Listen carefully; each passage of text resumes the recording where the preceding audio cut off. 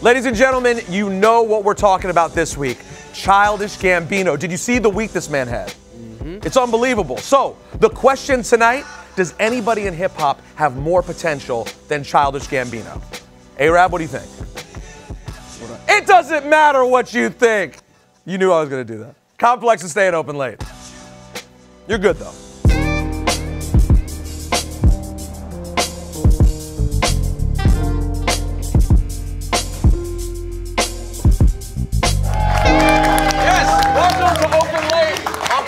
My name is Peter Rosenberg, and as I just mentioned, we have to talk about my guy, Childish Gambino, tonight. You talk about a huge week. This man was the host and musical guest of Saturday Night Live. The same night, he puts out his new video, This Is America, which already has like 60-some million views and is taking over the Billboard charts. And everybody is talking about Childish Gambino. So the question is, how high is the ceiling for Donald Glover? To talk about it, we have some amazing guests. First, my guy. You know this man from Get In Line right here on Complex. Make some noise for my guy, Racks.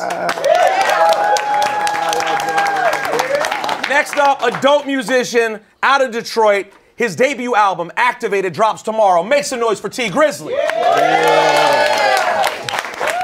Plus, she is an actor, a model, and her brand new movie, The Honor List, is out this weekend. Make some noise for Karrueche Tran. Calm down. I like that. All right. All right, Rax, I'm going to start with you. Yeah. Does Donald Glover, Childish Gambino, have more potential than anyone in hip-hop today? I'm going to say yes, based off the strength that he has his hands in so many different areas of actually making the machine. He's like the guy tightening the bolts. He's the dude operating it. He also wrote the owner's manual. So, like, he's the most hands-on with what he's doing.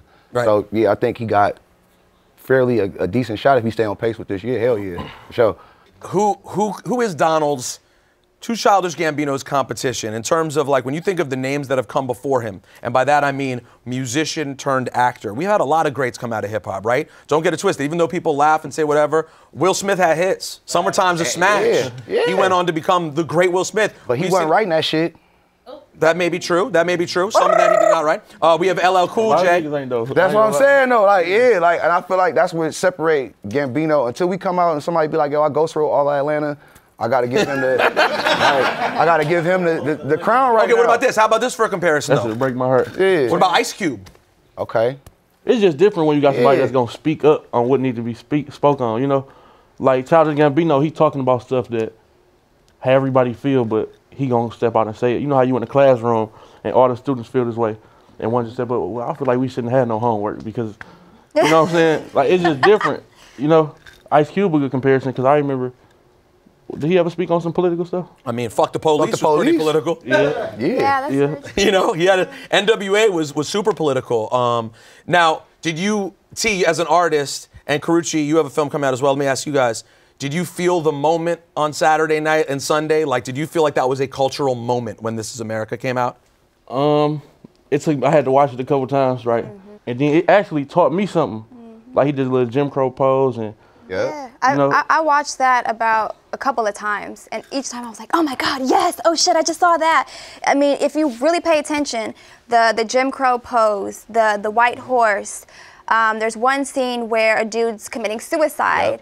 He did the African dance. Yep. Yes, the African dance. The church tribute. The church in Charleston. Yep. If you pay attention to every time he shoots the gun or somebody uses a gun, the gun is taken carefully from whoever it is, which is another great representation of our gun laws today and how they treat them. Drop these facts, it gives me chills. No, because and I went on Twitter too, and I read, you know, about it and like what other people were saying, and it was just like, fuck, this is so dope. This is so brilliant. This is what we need, and it came at such a great time with all the other crazy shit going on, you know, and it's just.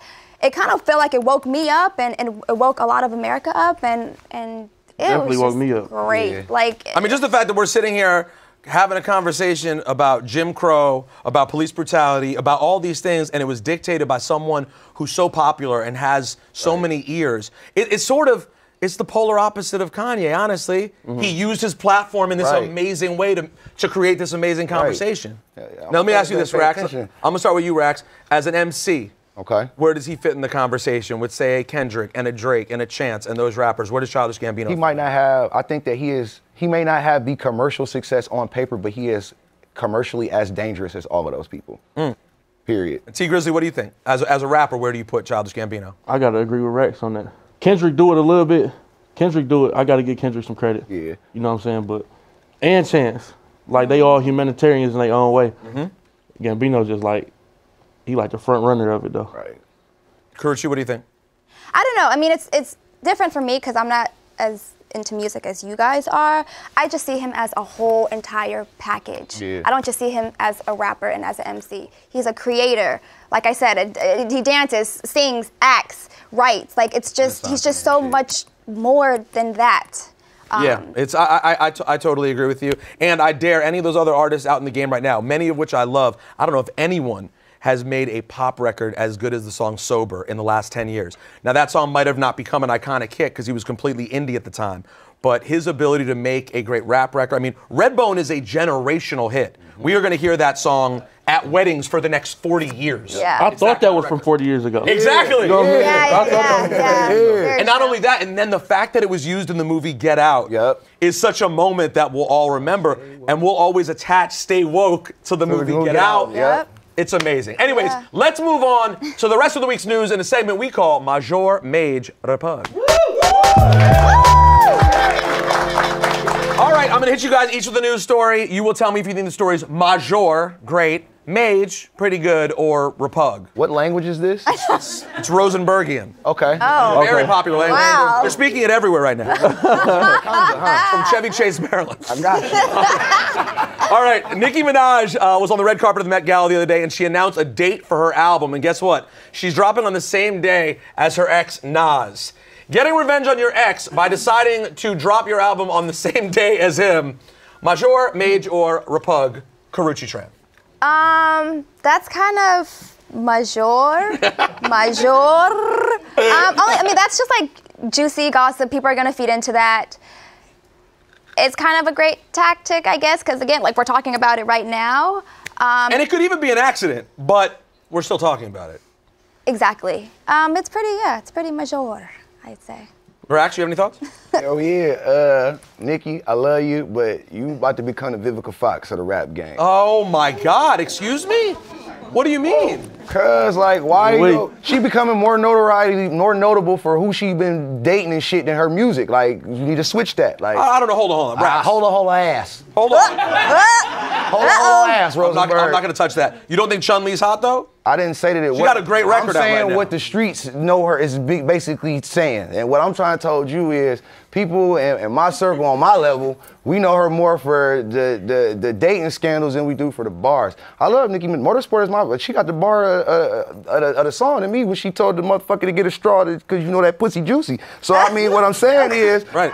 I love Nicki. That's what I'm saying, but I want her to like step her shit up. I'm glad the album is coming. I hope it's got mad hits on that shit, but I want you to keep your personal life out of the spotlight so we can focus more on your rapping and shit. Because you is nice. I want you to go back to them Gucci raps. That's what I want. Okay, all right. Ooh, bring that back. You want to touch this T Grizzly or leave that on? I mean, I feel like it's major. Yeah? You know, why you like it? I didn't even know she messed with Nas for real. I thought, look. That totally works against your point, though. Lee a different caliber type of person, though. I saw a couple pictures, but See what I'm saying? I thought that was just internet shit. I didn't know that was for real. You feel me? He got his own shit. He dealing multi-million-dollar deals. He ain't got time to be worried about what Nicki Minaj dating. The fuck? So you like it, though? So look, it's official. They messed with each other. Yes. They officially dated and broke up. Yeah. Broke up. It was a beautiful Queen's romance. It happened. Quick. Yeah. Right. Shout out to Nas. Nas out here going crazy. Shout out to my dog Nas, man. Legend. All right. Following the release of his new album, Beer Bongs and Bentleys, Post Malone now has the record for most songs concurrently in the top 20. Karrueche, do you find it to be major, mage, or a pug that Post has done this with his new album? I mean, I think that's great for him. But it's not for you. Not really, no. No shade. No shade, which inherently means shade. Racks. Repug. I'm just kidding. I've never seen the call for pug before. That's good. All right, Rax. Repug, because don't get me wrong, I love you two posts. Don't run up on me with your mullet and shit. But Repug. Repug. He gonna run up on the mullet and Gucci. He be, you know, I be seeing you. I see you post. I see you, but Repug. Man. All right, T Grizzly. Man. What was the middle one, Mage? Yes. I would say Mage, cause I remember when I first want to do videos, and I really like blew it off. I ain't like the song or nothing. And Was it White Iverson? It was I Don't Want to Die Too Young or some shit like that. Okay. I ain't really think nothing of it or him. You know what I'm saying? But he really like snuck his way to the top type shit. You know what I'm saying? And his numbers is crazy. As far as the Billboard, people on their phone, you can make a mistake and stream some shit. You ain't making a mistake and going to the store and being like, I'll take that record. Yeah, you know what I'm saying? Right. So I gotta say Mage. I say Mage and not Repug because he's doing so good. But as far as that Billboard shit. You're a fair man, T Grizzly. I respect that. You know, all right, viral star turned rapper, Bhad Bhabie, aka Bhad Bhabie, said this week that Trippie Redd. No, that's not actually how you pronounce her name. That's not how you pronounce it. Bhad Bhabie said that she prefers Trippie Redd to Drake and Kanye. I'll start with you, T Grizzly, Major, Mage, Repug. Repug. She probably trying to fuck. No, I don't even think that's. I don't even know how old Trippie Redd is, but I don't know if that's.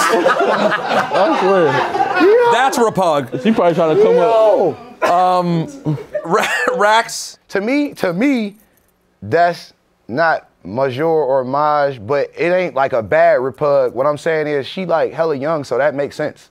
Like, that she would like Trippie Redd that much. Yeah, that makes sense. She probably can't relate to, you know, just hold on, we going home, because she ain't got no fucking license. So, you know what I mean? She's 15. She ain't going on no fucking real date, so she can't relate to, you know, trust issues and shit like that. She just trying to get some shit out of Rainbow, you feel me? Like, I ain't knocking it, you know what I mean? So, and that makes sense for her to say that. So, no, it's not a bad Repug. Light Repug. Light. All right. Soft Repug. Karrueche, Bhad Bhabie's fondness of Trippie Redd over Drake and Kanye. How old is she? Like 15. Yeah, so she grew up prime time in social media and Instagram and like, so it's very unfortunate that's the comment that she made, and it's very inaccurate, whatever. But you don't blame her necessarily. You can't blame her because she's just a product of her environment, you know what I'm saying, and of her upbringing, so. T Grizzly? So look, both of y'all are stating valid points, right? Uh-oh. But if we can't blame her, then we can't blame when these niggas be saying motherfuckers better than Tupac. Because this their generation too. Mm-hmm. I ain't never hated on nobody that said that shit. Like me personally, everybody entitled to their own opinion. That's why I said she could have that. Yeah. If that's what she relate, I feel like music is the best representation of what you're going through and how you want to deal with it. So if you want to listen to Luther Vandross to deal with a breakup, or you want to listen to Drake, I feel like if the therapy is the same, it shouldn't matter where it comes from or who's better than who, as long as it helps you deal with what you're dealing with to get through what you're going through. Well, listen, I'm going to tell you what's going to help me get through this weekend. What's up? And that's that new T Grizzly album, Activated. Yeah. T, tell the people real quickly why they need to get the new album. Listen, this is what I need everybody to do. I need you to get activated. I'm about to tell you how. Get the Activated album, deactivate all the bad vibes, all the bullshit out your life, and just listen to it. You know what I'm saying? Because it's all fire on that motherfucker, you know? I need you to have the whole but we off that shit already. I need you to have the whole LA up there. And you know what I'm saying? Karrueche, tell everyone why they need to go and watch The Honor List this weekend. Because there is no excuse as to why they shouldn't be watching it. It's digital. It's there at your convenience, which is a beautiful, great thing about technology today. You want to watch it in the car, in your house, in the bed, on the toilet, do what you do. I love talking to all three of you. Thank you so much. Make some noise for our panel tonight. And guys, earlier today, I went up to the roof here at Complex. I was trying to hang out and get some air. You're never going to guess who I caught outside. Who? Bhad Bhabie. How about that? Check this out.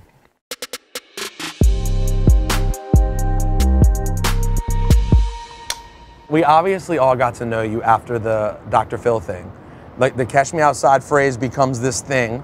You don't like the Catch Me Outside phrase? Hell fuck no. Why don't you like it? Because that's weak. That's so weak, that's so whack. At some point you'd said that like rapping was not something you thought was realistic. What changed that made you be like, okay, I can actually make decent rap records? I was in the car with someone and I was like, we were listening, I don't remember who we were listening to. It was someone, one of these fucking SoundCloud rappers. I was like, are you fucking kidding me? fuck that. I'm gonna be a rapper. You know what? Those were my exact words. How do you rate yourself as a rapper? I'm gonna give myself an easy 7. 7. 7. Okay. And give me an example of someone who's like a 10. Jay-Z? So did anybody teach you to rap? No. You just were... No, I grew up in Florida. Like, there's no escaping music. That shit is everywhere. And so what was the music you came up on as a little kid then? As the earliest I remember, it was like, you know, like Priice, Trina, T-Pain, Flo Rida. My first album I ever bought was Mail on Sunday by Flo Rida. Wow. And that's pretty early, Flo Rida. And you're talking about everyone you mentioned. Hold on, you said Priice, Trina, Priice, Trina, Flo Trick, Rida. Flo Rida. Flo Rida, T-Pain. T-Pain. T-Pain was a really, really big one. But by the way, you named literally all Florida rappers, which is where you're from, or singers, which is pretty interesting. Yeah. So one of the things that I think is common that comes up about you is that like people think that you're a cultural appropriator or you're not interested in music. And that was my gut reaction. I mean, I'm gonna tell you the truth right now. That sucks for you. The truth is, as a white guy who's been into hip hop my whole life, Right. I always hold white artists to a higher standard because I have been so committed to hip hop since I was your age, right? Or a little bit younger than you. That when white artists come along, whether it's Mac Miller, Asher Roth, or Post Malone, who I recently called out, there are people who I hold to a standard. You called out Post Malone? I did. You're weird. Why? I fucking love Post Malone. Here's what I didn't like about it. When I first interviewed Post Malone, he's making this hip hop music, White Iverson, and when I asked him about the music that he liked, everything that he talked about was not related to hip hop.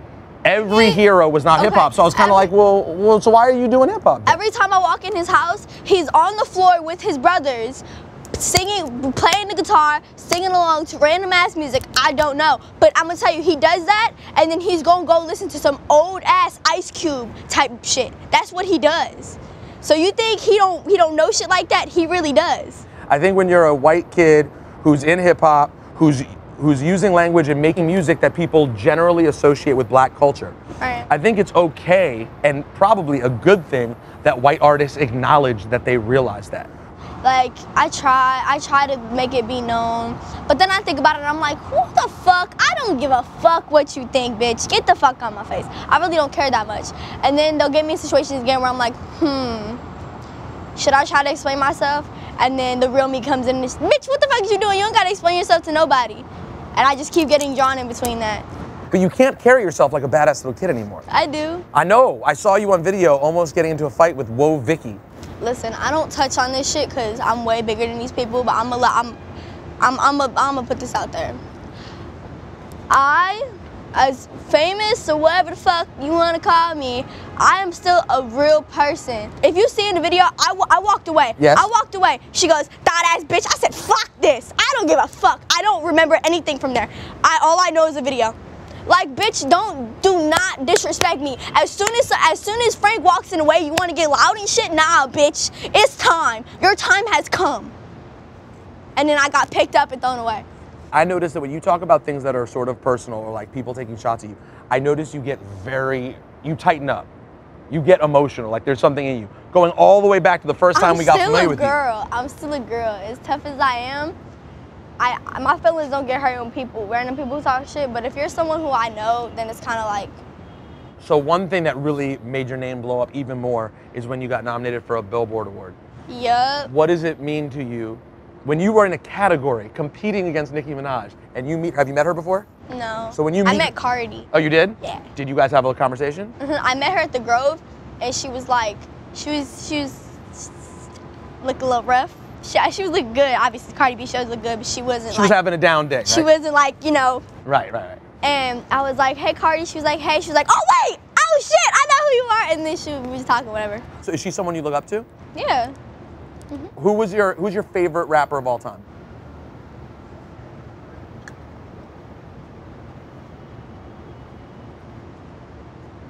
Thinking hard. There's real thought happening right now. I can see this. Honestly, probably Priice. So what do you say in closing? What do you say to people out there who say Bhad Bhabie is just some girl who got famous off Dr. Phil who's trying to use hip hop to just get rich? She doesn't actually give a shit about it at all. Fuck back. and more. That's what I heard. Thank you. Of course, thank you. Bhad Bhabie, catch her on tour.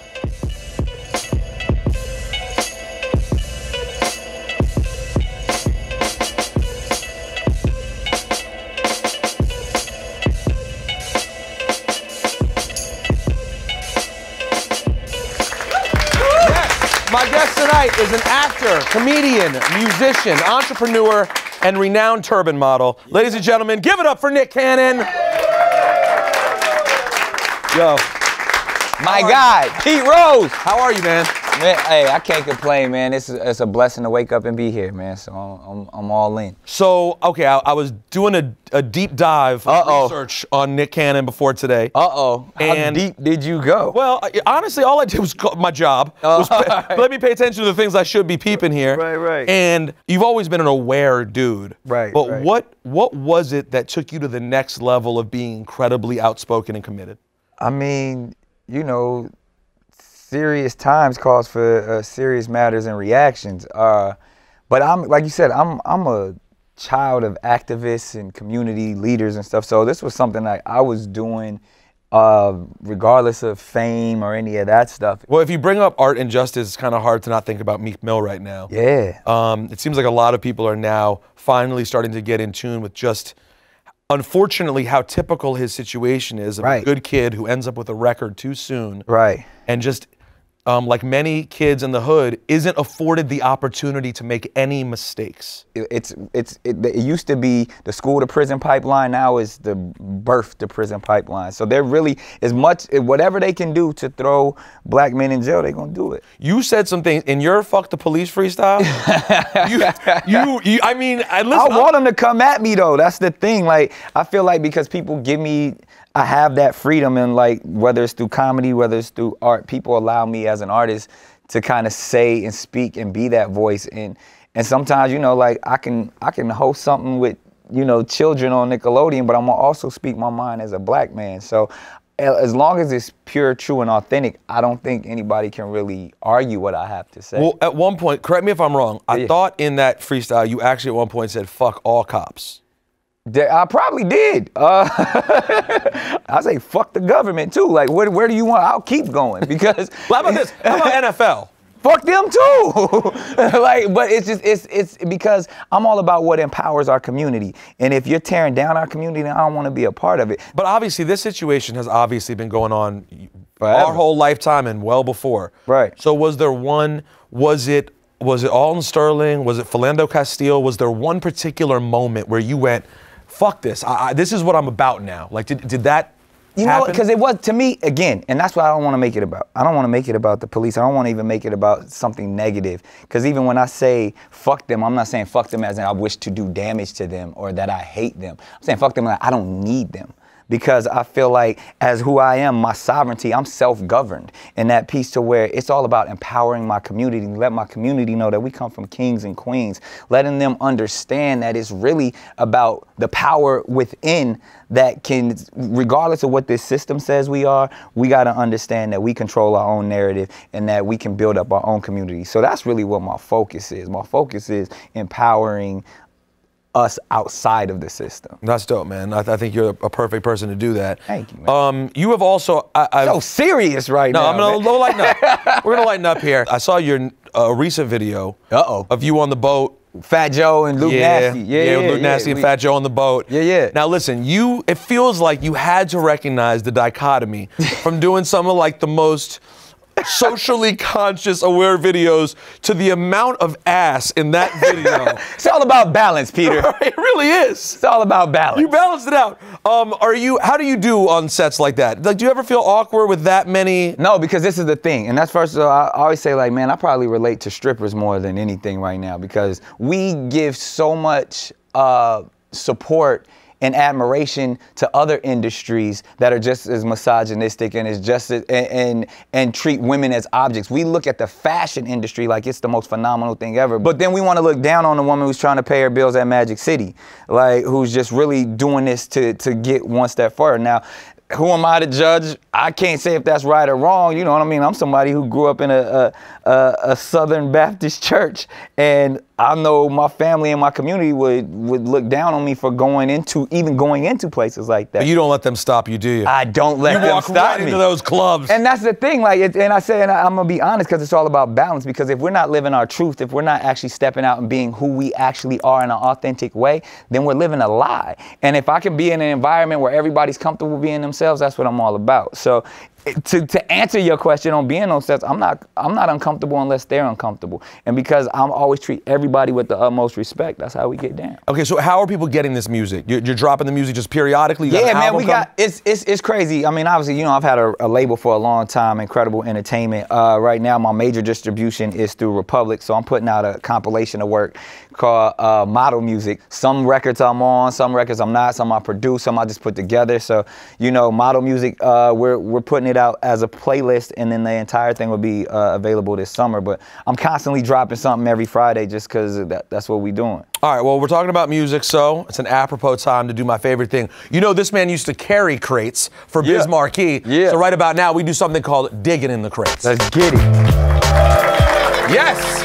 Digging in the Crates time with my guest, Nick Cannon. This is where we go through a crate of records. I'm excited. This is some real DJ shit. Well, this is now, when you see this crate, period. Yeah, man, I remember them. When was the last time you did this? Just grab it. Man, they had to be, no, you know what? I carried crates from about 97 to about 2000, and then Serato came out, and then we didn't have to do So you only had 3 years of the real hardcore. Well, yeah, well, because I'm gonna be honest, when I first started DJing in '96, I could barely fill a crate of records for myself. I had to buy, my cousin bought one technique and my mom got me another technique, and we put our techniques together, and that's how we would DJ parties. And like I would try to get on those record pools from like Def Jam and all that. Yeah. And like literally I had like half of this. And that was my record collection. And I would DJ a whole party. Flipping the A-side and the B-side? Yeah, like just this, and then like songs I recorded off the radio to get me in between records, because I had to DJ for 2 hours and I only had like 20 records. Yeah, it's a different ballgame. Now you just start. Now you can do, like, that's the thing, like I love it, but it's like, before it was about your collection. That's what Biz Markie taught me. Like, he would DJ with 45s. Still does. And that idea of like, yo, I got stuff nobody else has. Now everyone has every song. Well, that's the hard part, is that, he's the king of the collection, so it must, but that's Biz's why. collection is stupid. He got a room like this full of just records. I mean, it's insane. He has one of the best collections in the world. All right, how about we start with this number right here. Ooh. I know you know this guy. Yes. And one of the greatest hip hop albums ever. One of the greatest albums. Let's not even take hip hop. One of the greatest albums to ever come out. Yeah, can you how much was this a part of your regular life rotation? I'm gonna tell you, because growing up as a PK, my dad was a minister, and he said this was of the devil. Is PK, Preacher's kid. He said this was of the devil. Doggy style Snoop Dogg. He lit my Snoop Dogg cassette on fire to show me how much of the devil it was. You cannot burn Snoop Doggy Doggy style. He said it was demonic. He said that record, that serial killer, like all that shit. Pops wasn't feeling that. It ain't no fun? What? This song is what Tupac went to jail for. Let's keep it a stack. All right, let's move on. Let's move on from the great Doggy Style. What about this cover right here? Oh, the Payback is probably, the Big Payback, that song is my life. Like that, when that break beat drops, that joint is so like, I've sampled it several times. When Toto did it, and Puff had, like, that is probably one of my favorite beats ever.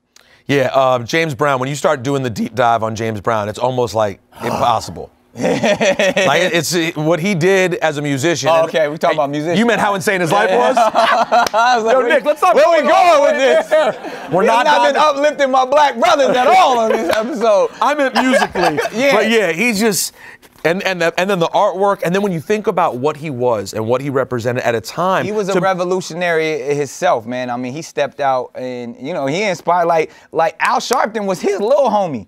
You know what I mean? Like, he rolled with him and he kind of taught Al everything that he knows. Like, this dude was serious about his culture and serious about his people. And Al jacked his haircut early in the day. He said, he told him, like, yo, Al, he was like, yo, if you gonna meet the president, man, you got to get your perm right, pimpin'.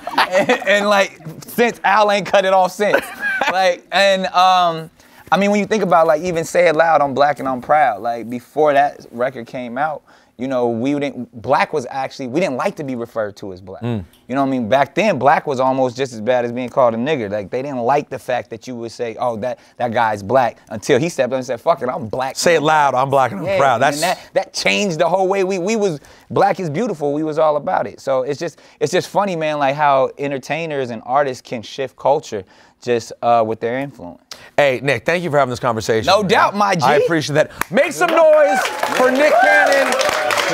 The Fuck Him trilogy is available everywhere right now. Thank you one more time to my man Nick Cannon. Shout out to everyone who came on the show. Bhad Bhabie, Racks, T Grizzley, Karrueche Tran, and now, to close out the show, performing his new song Priice Tag off of his brand new EP, LOD. Give it up for good music, Brooklyn's own Desiigner.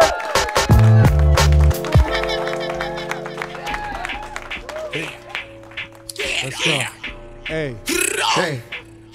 LOD, hey. Y'all know what time it is. Priice Tag. Priice Tag. Priice Tag. Priice Tag. Priice Tag. Priice Tag. Priice Tag. I get trapped up, Priice Tag. G-Var-G, ooh, like that. That's what they bite back. I smoke dope for nightcap, yeah. I get a stack, get it right back, yeah. I got the pack, get the right back, yeah. I got a track, get the right track, I got a gang that's like that, yeah. I get trapped up, Priice Tag. G-Var-G, ooh, like that. That's they bite back, I smoke dope for nightcap, yeah. I get a stack, get it right back, yeah. I got a pack, get the right back, yeah. I got a track, get the right track, I got a gang that is like that, yeah. I got a gang that is like that, I'm in the trap with the right man, yeah. I'm in the cap with the right set, I'm in the cap with the right hat, Jupin treat ooh like that, if I want, I cap that, Mercedes, they bite back, if I buy it like that, I go buy it like that, I go buy it like that, I get quiet like that, I start it like that, chop up, fry it like that, it make diet like that, yeah. Wu-Tang, Wu-Tang, Wu-Tang, blue food bands up a sushi man, I get chopped up, Priice Tag, G-Van-G, ooh like that, that was they bite back, I smoke dope for nightcap, yeah. I get a stack, get it right back, yeah. I got a pack, get the right pack, yeah. I got a track, get the right track, I got a gang that is like that, yeah. I get checked for Priice Tag, G-Var-G, ooh like that, that was they bite back, I smoke dope for nightcap, yeah. I get a stack, get it right back, yeah. I got the pack, get the right pack, yeah. I got a track, get the right track, I got a gang that is like that, yeah. Get busy, ayy, ayy, ayy, ayy, moonwalk, ayy, ayy, ayy, ayy, oh snap.